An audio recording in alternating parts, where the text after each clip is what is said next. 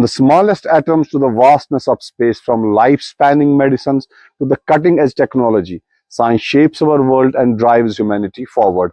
On the occasion of National Science Day, I had privilege of interviewing Dr. Nasir Shah, PhD in Mathematics and Additional Director of Science and Technology Department, Jammu and Kashmir Government.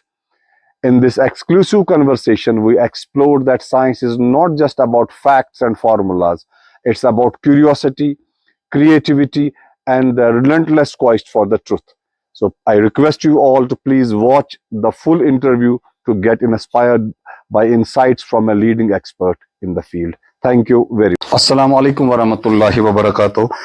Before starting this program, I would like to quote Neil deGrasse Tyson, an American astrophysicist. He once said that the good thing about science is that it's true, whether or not you believe in it. हम science में काफी मरहलों से गुजरे. हमें टोलमी का वो वक्त भी याद है when he proposed a theory of 8 spheres about the universe, treating Earth as the center of the universe and saying that the 8 spheres, the sun, the moon, and the 5 known planets, they revolve around the Earth, and the 8th sphere, he said, was for the fixed stars. Somebody asked him a question, what is after the 8th sphere? And he smiled and said, God has left space for heaven and hell after that 8th space. We are speaking about science, scientific inquiry, scientific progress on the eve of Science Day, which we celebrate in India on every 28th of February. What is science? Science is an inquiry which relates your thinking to construct positively. You observe the things, you construct a hypothesis, you then test it experimentally, then draw certain conclusions from it. You have got a systematic approach. You are able to ask questions. The skepticism is the key of progress in science. What do we say by meaning scientific? Means by meaning scientific says that you can somehow, somewhere, at some time of, you can even question the fundamental things which a society is claiming to be true. For example, it reminds me the theory once given by Aristotle. He says that the absolute of a body is the state of rest.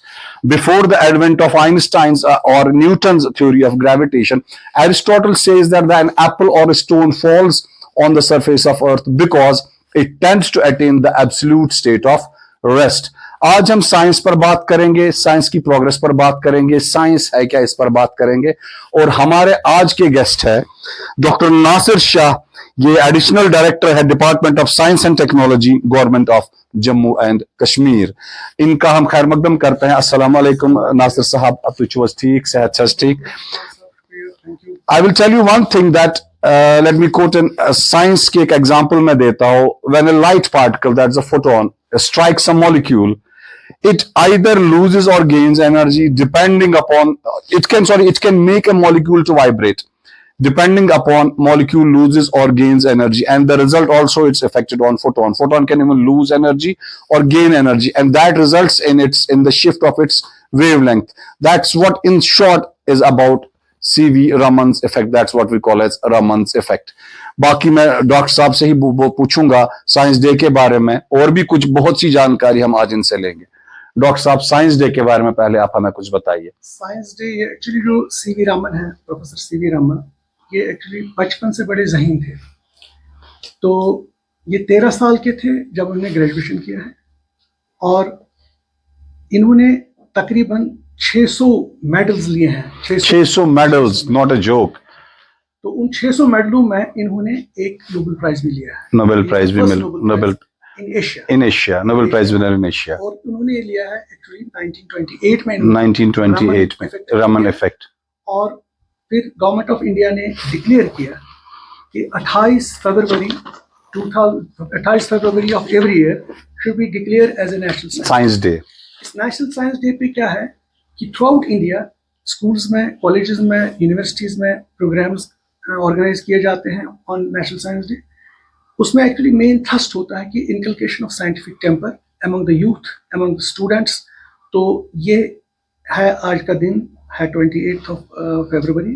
जैसे आज भी बहुत सारे जगहों पे बड़े बड़े programmes organise किए गए, स्कूल्स में किए गए. यूनिवर्सिटी ऑफ कश्मीर में भी आज प्रोग्राम हो गए जिसमें LG साहब ने खुद पार्टिसिपेट किया.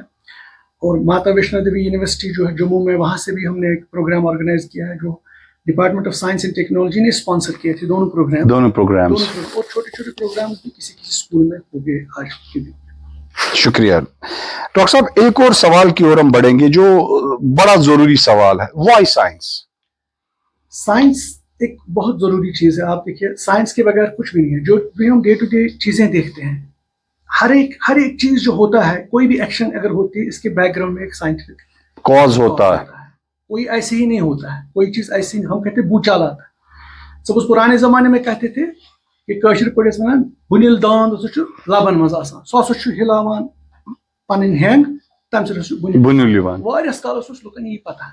बहुत टाइम लोगों को यही पता था कि इसी से भूचाल आता, और लोगों ने इसी को पकड़ के रखा था। अगर कोई इसके खिलाफ बोलता था, उसको पकड़ते थे, नहीं आप झूठ बोलते हो। जब आहिस्ता आहिस्ता साइंस ने तरक्की की, तो साइंस ने एक्चुअली बताया what is the cause of भूचाल, what is the cause of earthquake, कैसे होता है, टेक्टोनिक प्लेट्स, और बिल्कुल व्हाटएवर बी द रीजंस, लेकिन उन्होंने एक साइंटिफिक रीजंस दिए, और लोगों ने आहिस्ता आहिस्ता उस साइंटिफिक रीजंस को अडॉप्ट किया, और पुरानी जो उनकी मिथ थी, पुरानी जो उनके ख्यालात थे, वो सारे ऑटोमेटिकली खत्म हो गए। इसी तरह से कुछ और चीजें भी हैं जो साइंस ने तरक्की की है, जैसे न्यूटन लॉ ऑफ ग्रेविटेशन है कि सेब क्यों नीचे गिर गया। सेब तो उससे पहले भी नीचे गिरते थे उससे, लेकिन न्यूटन ऐसा थे कि न्यूटन ने एक बार सोए थे वो पेड़ के नीचे, तो ऑल ऑफ अ सडन एक सेब गिर गया नीचे। उसने कहा नीचे क्यों गिर, ये ऊपर क्यों नहीं गया। उसने फिर से उठाया, फिर से ऊपर फेंका, फिर से नीचे आ गया, फिर से ऊपर फेंका। Ultimately we came to law of gravitation. Exactly इसमें मैं एक बात ऐड करना चाहूंगा, यहाँ न्यूटन को थोड़ा कॉम्प्लिकेसी हो रही थी to study the path of planets and how brilliant he was that he discovered a new branch of mathematics called calculus. आपको तो पता ही है उसके बारे में, तो अच्छा आप कंटिन्यू कीजिए। कैलकुलस है, जैसे आपने अभी बताया, कैलकुलस एप्लीकेशन ऑफ मैथमेटिक्स। आप देखिए, फिजिक्स तो मैथमेटिक्स के बगैर बिल्कुल, हम फिजिक्स बिल्कुल टच ही नहीं कर सकते हैं विदाउट मैथमेटिक्स। सही बात। और जितने भी आपको लगते हैं, न्यूटन है, आइंस्टाइन है, actually they were not physicists, they were the professors of mathematics. तो लेकिन physics is the application of mathematics. आप देखिए, वो मैथमेटिक्स के बगैर वो कुछ नहीं कर पाए, लेकिन आजकल देखो दुनिया ने कितनी तरक्की की है साइंस की वजह से। साइंस की वजह से ही इंसान का लाइफ स्पैन भी बढ़ गया है। अगर हम पुराने जमाने में देखेंगे कि 40 साल, 35 साल, 32 साल के लोग मर जाते थे यूजुअली, लेकिन आजकल के ज़माने में मेडिकल साइंस ने इतनी तरक्की की कि लाइफ स्पैन भी बढ़ गया इंसान का। ठीक है, अगर मामूली सा चेस्ट खराब हो जाएगा, अगर हम उसको ट्रीटमेंट टाइमली नहीं करेंगे, इंसान की डेथ हो सकती है। इंसान की डेथ हो सकती है। लेकिन जब हम एंटीबायोटिक्स लेंगे, प्रॉपर मेडिसिन लेंगे, अच्छी तरह से लेंगे, तो ये आहिस्ता आहिस्ता ये इन्फेक्शन दूर हो जाता है और इंसान का लाइफ स्पैन बढ़ जाता है। और अभी बहुत आगे बढ़ना है साइंस को। डॉक्टर साहब, असल में एक्चुअली जब भी हम साइंस की बात करते हैं, खासकर स्टूडेंट्स में, हम क्रिटिकल थिंकिंग की बात करते हैं, तो कितना रोल है क्रिटिकल थिंकिंग का एजुकेशन में? है क्या ये क्रिटिकल थिंकिंग? देखिए, क्रिटिकल थिंकिंग जो है एक्चुअली हमारे पास साइंटिफिक बेंट ऑफ माइंड होना चाहिए। हमारे पास एक्चुअली मतलब सुनी सुनाई बातों पे एक्चुअली यकीन नहीं करना चाहिए। बिल्कुल। अगर मेरे पास कोई बंदा आएगा, ये मुझे कहेगा कोई चीज ये है, लेकिन मुझे एकदम नहीं मानना है कि ये सही है कि नहीं, जब तक मैं इस पर सोच न करूं, सोच विचार न करूं, इसको एनालाइज न करूं। जब मैं इसको एनालिसिस करूंगा, प्रॉपरली एनालाइज करूंगा, फिर मैं कन्विंस हो जाऊंगा बाय दोज एनालिसिस, तो तब मैं इस चीज पे यकीन करता हूँ। जिन लोगों के पास ऐसी थिंकिंग है, उन थिंकिंग को हम क्रिटिकल थिंकिंग। और दूसरी बात, साइंस की सबसे बड़ी खूबसूरत बात यह है कि science does not believe in the theology of fixity. Science में ये चीज है कि साइंस में अगर लगेगा ये एरर है, उसमें सेल्फ क्या कहते हैं, इरेडिकेट करती है उन चीजों को। सेल्फ रेक्टिफिकेशन का एक प्रोसेस है साइंस में। तो डॉक्टर साहब आप ये बताइए, इसी के साथ साइंटिफिक टेम्परामेंट का कंसेप्ट भी आप जोड़िए। टेम्परामेंट भी एक्चुअली इसी के साथ कनेक्टेड है। साइंटिफिक टेम्परामेंट हो गया, अगर मेरे पास मोबाइल है या मेरे पास लैपटॉप है, लैपटॉप पर स्विच लगा है, ये इलेक्ट्रिसिटी के साथ कनेक्टेड है। अब मुझे ऑल ऑफ अ सडन कोई बुला रहा है कि आप आइए, आपको काम है, मुझे लैपटॉप बंद करना है। यूजुअली मैं ऐसे एकदम स्विच निकाल दूंगा वहां से, तो लैपटॉप खराब भी हो सकता है, ये सारा इरेज भी हो सकता है। There are proper ways to shut down this laptop. Exactly. और दिस प्रॉपर वेज क्या है, मुझे पहले वापस जाना है इसके ऊपर, फिर ये बंद करना है, फिर ये देयर इज अ प्रोसेस, फिर मुझे लास्ट पे स्विच निकालना है। बिल्कुल। This thinking, this is actually scientific temper. This is scientific temperament. जिस इंसान को ये साइंटिफिक टेम्परामेंट हो, वो हर एक चीज मेटिकुलसली करता है। बिल्कुल। वो साइंस को देख के ही करता है ये चीजें। जिसके पास ये साइंटिफिक टेम्परामेंट नहीं है, जिसके पास ऐसी चीजें दिमाग में नहीं है, वो एट रैंडम वो चीजें कर लेता है। बिल्कुल। साइंटिफिक टेम्परामेंट होना सख्त जरूरी है इस चीज पे। बहुत सही बात कही आपने। अभी हम आपकी बात ही को मैं थोड़ा सा आगे बढ़ाने की कोशिश करूंगा। प्रोग्राम के आगाज में ही आपने कहा डॉक्टर साहब कि हमको हर एक चीज ऐसे ही नहीं लेनी चाहिए, बेसिकली उसके पीछे का कॉज या मैकेनिज्म है उस पर अप्लाई करना चाहिए, उसको देखना चाहिए। यहां पर मुझे एक हदीस याद आती है, पैगंबर करीम सल्लल्लाहु अलैहि वसल्लम के टाइम की हदीस है। जब उनका बेटा इब्राहिम अलैहिस्सलाम जब वो फोत हो गए तो अचानक से इत्तेफाक से सोलर इक्लिप्स हो गया। तो लोगों ने इस चीज को उनके बेटे की डेथ के साथ जोड़ना चाहा।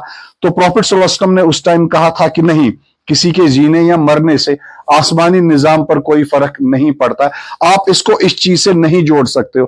तो क्या आप इसको साइंटिफिक टेम्परामेंट या क्रिटिकल थिंकिंग की एक अच्छी एग्जांपल समझते हैं, एक आला एग्जांपल समझते हैं? अभी भी अगर हम देखेंगे, अभी भी लोग जब भी सूरज ग्रहण या चांद ग्रहण होता है, जो उन्होंने रात को पकाया होता है वो चीज वो सुबह फेंक देते हैं। वो सुबह फेंक देते खाते हैं, नहीं, वो खाते नहीं है। बट ये तो प्रोसेस एक है, ये जमीन सूरज और चांद को एक ही लाइन में आना, बिल्कुल, दिस इज अ प्रोसेस। इस प्रोसेस को उन चीजों के साथ कनेक्शन कुछ भी नहीं है। ये लोगों ने मिथ्स बनाए, मिथ्स बनाना शुरू किए। एक और मिथ है कि अगर अगर आप कभी चलते हैं, सड़क पे क्रॉस करते हैं तो एकदम ब्लैक कैट आ जाएगी। हाँ, बिल्ली ने रास्ता काटा आपका, रास्ता काटा, तो लोग वापस चले जाते हैं। लोग वापस चल या अगर एक चीज और देखेंगे आप, शाम के टाइम नाखून नहीं काटने, नाखून नहीं काटने, ये गलत चीज है। ठीक है, शाम के गुनाह है या कुछ है, एक्चुअली गुनाह होना नहीं है। उस वक्त एक्चुअली शाम के वक्त हमारे पास हथियार क्या होता था, उस वक्त क्या होता था, नाखून काटने, चाकू वगैरह, नुकीली चीजें, कोई या तो ब्लेड होता, ब्लेड, वो शाम के टाइम कट सकता था। टू अवॉइड दैट लोगों वो को इंजरी गया होगा कि ये गलत है, ये चीज है, लेकिन लोगों ने उस पर एक बिलीव बना दिया उसको कि है इससे ऐसे हो जाएगा, इससे वैसे ऐसे वैसे कुछ नहीं हो ये अभी भी हम यकीन करते हैं। हमारी माँ बहनें बेचारे न फैमिली में जो प्रेग्नेंट होती है, वो इसी इक्लिप्स के दिन अगर उन्होंने कुछ काटा तो पैदा होने वाला बच्चा उस पर ऐसी चीजें, निशान होगा, उस पर निशान होगा। ये एक्चुअली मिथ्स है, दीस आर ऑल मिथ्स जो कि साइंस ने जो इरेडिकेट कर दिए। अच्छा, साइंस ने एक्चुअली हमें ऐसा शऊर दिया कि इन चीजों का ख्याल नहीं रखना है, कि हमें नहीं कहना है कि ये सोलर इक्लिप्स है या ये है, या शाम को नाखून काटना गुनाह है, या ऐसे गुनाह नहीं है। Actually there was a cause, उसमें उन्होंने भी सही कहा, हम नहीं उनको मतलब रूल आउट कर सकते उन्होंने क्या किया, लेकिन उस वक्त इंसानों की मेंटल लेवल इतनी कम थी कि इंसान को ये साइंटिफिक टेम्पर या साइंटिफिक चीजें समझ नहीं आ जाती। हो सकता है कि उस वक्त कहा होगा कि इंजरी से बचने के लिए आप मत काटो रात को, लेकिन लोगों ने उसको बना दिया, उसको फेद बना दिया और उससे बाहर नहीं आते हैं। लेकिन अगर अब कोई इंसान उसके खिलाफ बोलेगा कि नहीं, उसके ऊपर अटैक हो जाता है। इस पर ये दूसरा क्वेश्चन हमारा है, जैसे अभी मैंने आगाज में ही कहा, हम टॉलमी से लेकर उस दौर से जब हम ये यकीन करते थे कि earth is the centre of universe, खैर वो तो पुरानी बात है, गलत साबित शुदा बात है। एरिस्टोटल का सारा किला ही ढाया गया बाद में जब न्यूटन की मैकेनिक्स आ गई। तो डॉक्टर साहब, ऐसा भी है कि साइंटिस्ट ने भी काफी कुछ झेला है। आपको कॉपरनिकस के बारे में पता है, आपको गैलीलियो के बारे में पता है। तो ये जो चैलेंजेस फ्रॉम एक्सट्रीमिज्म था, फैनेटिक फ्रिंजेस से, इवन इस्लाम में कुछ लोगों ने कहा था कि प्रिंटिंग प्रेस बैन किया जाए, फॉरेन लैंग्वेजेस सीखना जायज नहीं है। इस पर आप कुछ बोलिए। एक्चुअली फिर से ये मिथ्स है। एक्चुअली जब भी कोई मजहब आता है, मजहब अच्छाई के लिए आता है, मजहब खराबी के लिए नहीं आता। जब भी कोई मजहब, जितने भी मजहब दुनिया में आए हैं, चाहे क्रिश्चियनसी है, चाहे इस्लाम है, चाहे कोई भी हिंदुइज्म हो, बुद्धिज्म, जैनिज्म, जितने भी मजहब आए हैं, एक्चुअली मजहब प्रोग्रेसिव है। मजहब इंसान को तरक्की, स्पिरिचुअली तरक्की कराता है। अगर हम उसको साइंस के साथ जोड़ेंगे तो फिर थोड़ी बहुत कभी कभी क्लैशेस हो जाते हैं। लेकिन मेरे ख्याल से जो मेरी सोच है कि साइंस और रिलीजन पैरेलल होने चाहिए, उनमें आपस में कोई भी कॉन्ट्रडिक्शन नहीं होनी चाहिए। बिकॉज एक साइड से हम कहते हैं साइंस इज ट्रू, दूसरे साइड से हम कहते हैं religion is also true. When both are true then there should be no clash. Clashes क्यों है? क्लैशेस इंसान की सोच की वजह से है। क्लैशेस जो है दैट इज द थिंकिंग, इंसान किस तरीके से सोचता है। हमें साइंस को, जो जितने भी लोग रिलीजियस हैं उनको साइंस को रिस्पेक्ट देना चाहिए। Even from the other side also, जो लोग साइंसी है उनको भी रिलीजन को अपना रिस्पेक्ट देना चाहिए। अपना ड्यू जो साइंस का बनता है, जो ड्यू रिलीजन का बनता है, दोनों को रिस्पेक्ट देना चाहिए, दोनों को। लेकिन आपस में थ्योरीज को कॉन्ट्रडिक्ट नहीं करना है। हाँ, उसके लिए बैठना है, उसके लिए डिस्कशंस करने हैं। हम कभी भी देखिए, हमारे जो क्लैरिटी है, हमारे जो कभी भी वो साइंसदानों के साथ नहीं बैठेंगे डिस्कशन के लिए। उनको लगता है, उनको खतरा लगता है, उनको लगता है कि पता नहीं साइंसदान कुछ ऐसा कहेगा कि हमारा शायद फेथ ही कोलैप्स हो जाएगा। ऐसी बात नहीं है, फेथ्स कोलैप्स नहीं होते हैं। फेथ की अलग इम्पोर्टेंस है, और यहाँ से जो है साइंस, ये तो स्पिरिचुअल ग्रोथ उससे होती है, लेकिन यहाँ से हमारी दूसरी ग्रोथ वो जो technological that is growth, also very important. आज की साइंटिफिक थ्योरी कल की टेक्नोलॉजी होती है, ऐसा भी है।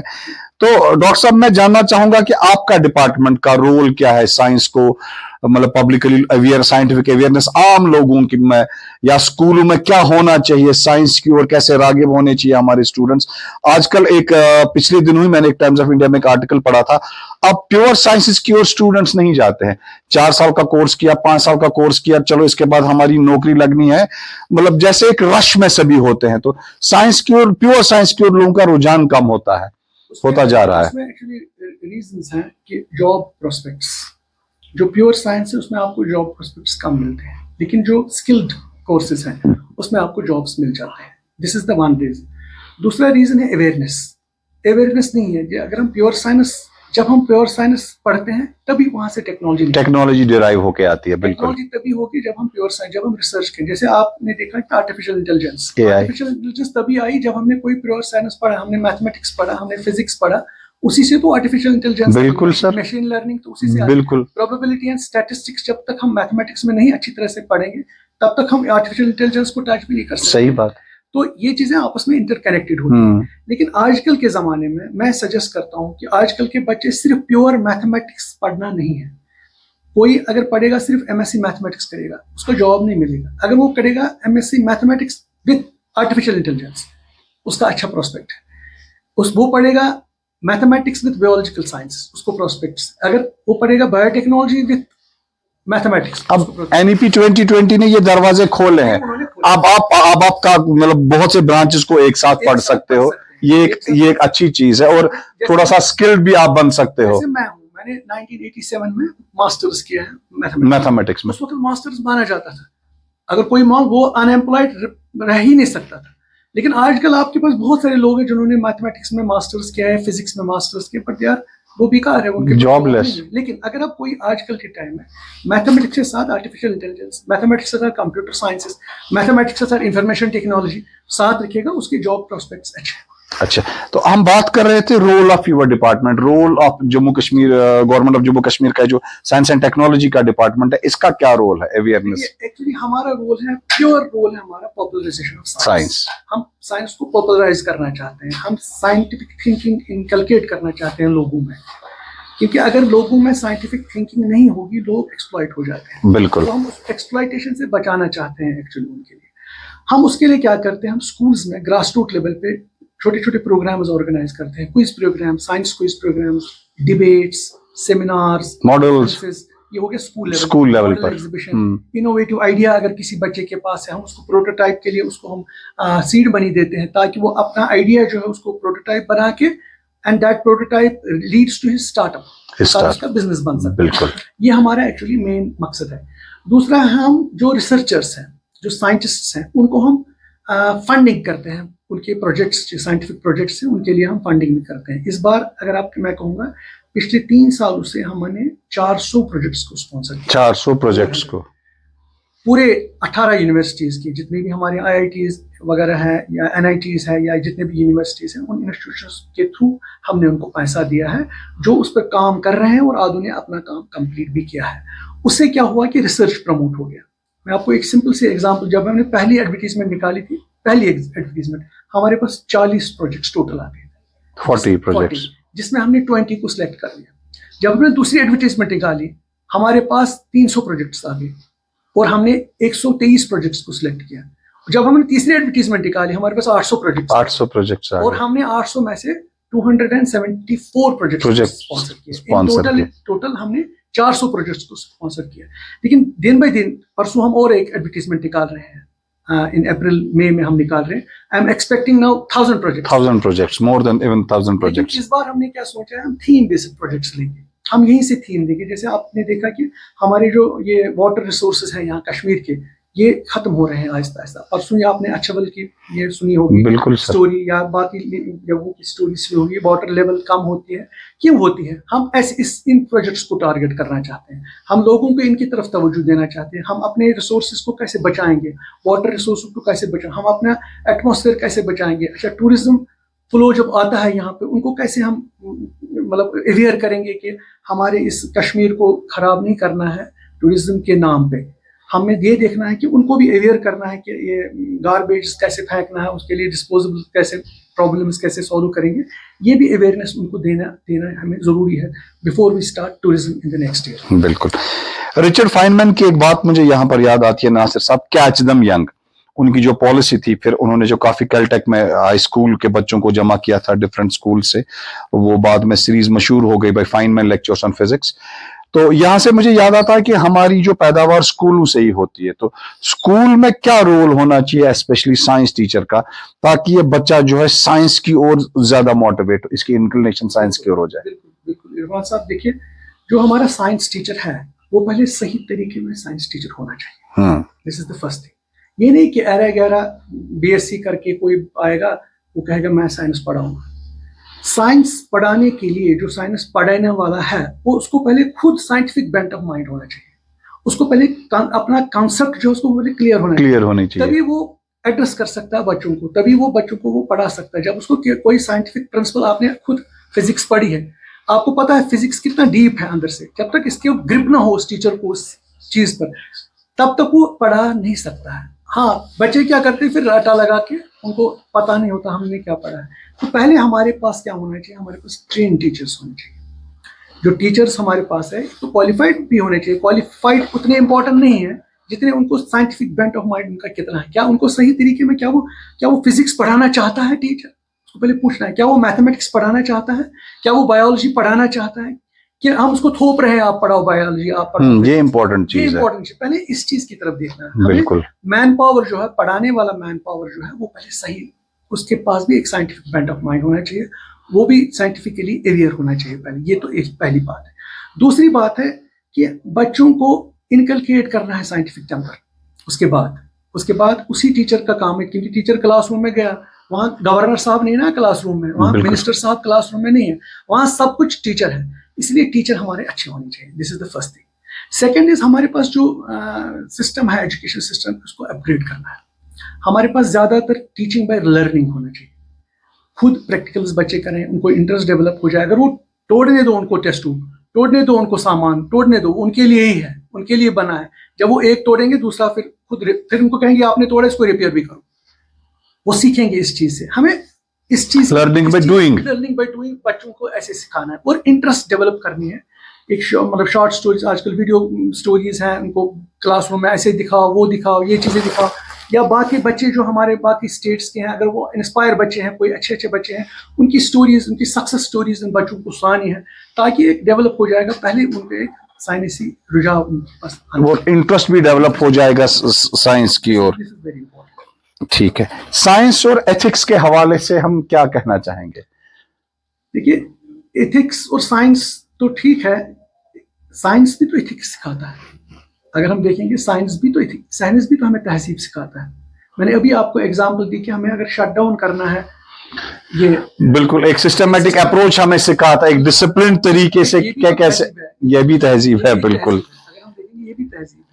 या अगर हम देखेंगे कि साइंस हमें क्लीननेस, हाइजीन, तो साइंस ही हमें सिखाता है। बिल्कुल, मजहब भी सिखाता है, मैं नहीं कहता। मजहब कहता है कि सफाई रखो, ठीक है, सफाई निसफ ईमान है, ये तो मजहब कहता है। लेकिन साइंस कहता है कि अगर आप हाथ साफ नहीं करोगे खाना खाने से पहले, आपके हाथों में जरासीम है, वो आपके पेट में घुस जाएंगे और आप बीमार हो जाएंगे, आपको दवाई खानी पड़ेगी, आप मर भी सकते हैं, आपको फूड पॉइजनिंग भी हो सकती है।